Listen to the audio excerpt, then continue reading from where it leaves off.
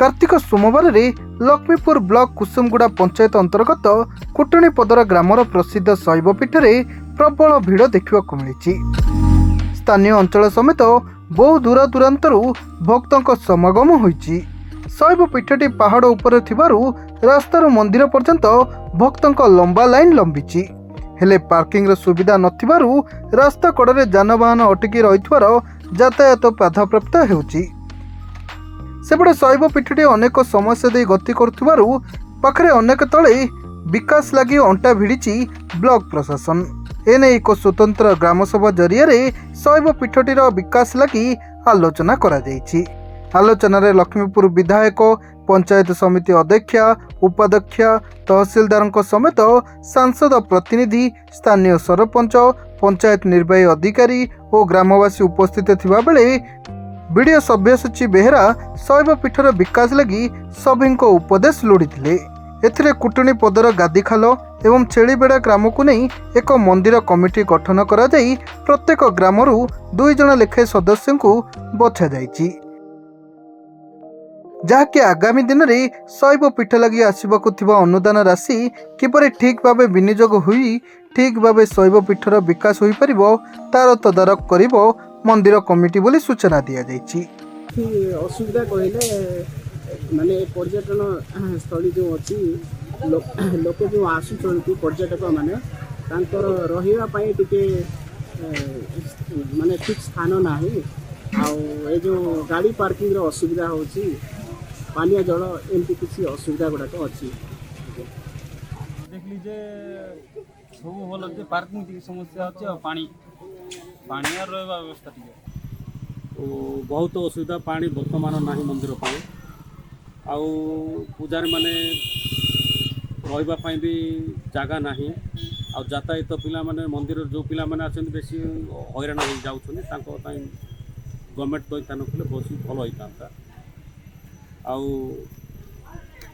जेते जो जहाँ जहाँ दरकार मंदिर रे सेटा सरकार दया रे सुविधा देले बहुत सुविधा होता। अन्यपटे शैवपीठ पाखे पानीय जल, पार्किंग स्थान, भोग मंडप, विश्राम गृह, मार्केट बिल्डिंग, श्रद्धालु मानक मनोरंजन निमंते उद्यान व्यवस्था करने सर्वसहमति प्रकाश पाइथिला।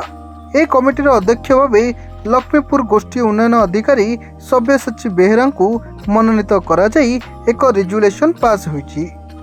सर काली जो कुटुणीपद ठारे स्वतंत्र ग्राम सभा है कौन पे कौ सर आमर कुसुमगुड़ा पंचायत जो कुटुणीपदर सहस्र शिवलिंग मंदिर अच्छी से पाखापाखि 50 वर्ष के पुरातन मंदिर, किंतु से मंदिर मैनेजमेंट आज पर्यंत हेबापी कौन प्रकार स्थायी कमिटीर गठन करा जाय नथिला। तो मंदिर उन्नतीकरण विभिन्न सरकारी योजना आगु किसी काम होइछि एवं आगु को मध्य हबार अछि। तो से मंदिर सुपरिचालना निमंते एवं स्थानीय लोक मानकर अनुरोध क्रमे आम एक स्वतंत्र ग्राम सभार आयोजन करूँ, जो आमर ऑनरेबल एमएलए लखीमपुर उपस्थित थिले, एमपी प्रतिनिधि, आमर लखीमपुर पंचायत समितिर अध्यक्षा महोदया, उपाध्यक्षा महोदया भी थिले एवं स्थानीय अन्यान्य लोक माने थिले। तो से आमर टेम्पल डेवलपमेंट एवं मैनेजमेंट कमिटी गोटे गठन करागला। से ग्राम सभा निष्पत्ति निगला जे बीडीओ को अध्यक्षतार यही कमिटी बसिबो 3 मास को थरे एवं से कमिटीर अनुमोदन क्रमे मंदिर पई जहाँ आर्थिक सहायता आसीबो किपरि भावे खर्च होबो, मंदिरर जहाँ प्रॉपर्टी अच्छी को भले भाव ताको यूटिलाइजेशन करा जाय परिबो से कमिटीर अनुमोदन क्रमे ही सेटा डिसाइड होबो और सेटा फाइनल। आउ से कमिटी मेंबर पाई आमे पाखापाखि 3टा गाँव दी जन मेंबर को आमे कमिटी रखीजु। छेलीबेड़ा, गादीखाल आउ कुंटुणीपदर ये 3टा गाँव दी जन व्यक्ति को जड़े पुरुष आउ जड़े महिला व्यक्ति को से कमिटी आम स्थान दीजु। प्रति 3 मास थरे मीटिंग हम एवं से कमिटीर अनुमोदन क्रमे ही सरकार को आसीथिबा समस्त अर्थराशि किपरि खर्च हो सेटा डिस्कसन करा एबे आमे प्रपोजल जिला को पठेजु मंदिरर विभिन्न उन्नतिमूलक कार्य करने। एबे प्रथमे आमे से मंदिर रे वाटर सप्लाई आवश्यकता अछि, ଭୋଗ ମଣ୍ଡପ ଗୋଟେ ଆବଶ୍ୟକତା ଅଛି, ଗୋଟେ ଶୌଚାଳୟର ମଧ୍ୟ ଆବଶ୍ୟକତା ଅଛି। ତ ଆମେ ପ୍ରପୋଜାଲ୍ ପଠା ହେଇଛି, ସେଇଟା ସାଂସନ୍ ହେଇକି ଆସିଲା ପରେ କମିଟିର ଅନୁମୋଦନ କ୍ରମେ ତାକୁ କିଭଳି ଭାବେ କାର୍ଯ୍ୟ କରିବା ସେଇଟା ଆମେ ନିଷ୍ପତ୍ତି ନେବୁ। ପ୍ରପୋଜାଲ୍ ଯେମିତି ସାଂସନ୍ ହେଇକି ପଳେଇ ଆସିଲେ ଆମେ ଇମିଡ଼ିଏଟଲି ଆମେ ମିଟିଂ କରିକି ଆମେ କାମ ଷ୍ଟାର୍ଟ କରିଦେବୁ।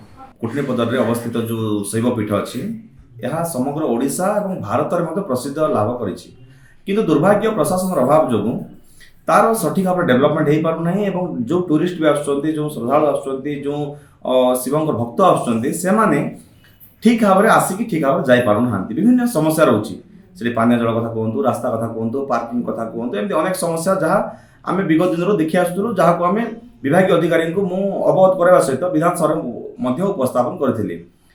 ସୌଭାଗ୍ୟର କଥା, ନୂଆ ଭିଡ଼ିଓ ଆସିଲା ପରେ ଏକ ନୂତନ ସ୍ୱତନ୍ତ୍ର ଗ୍ରାମସଭା ଆୟୋଜନ କରାଯାଇ ଏକ ନୂତନ କମିଟି ଗଠନ କରାଯାଇଛି ଆଉ ସେ କମିଟିର ଚେୟାରମ୍ୟାନ୍ ଭିଡ଼ିଓକୁ ହିଁ ରଖାଯାଇଛି।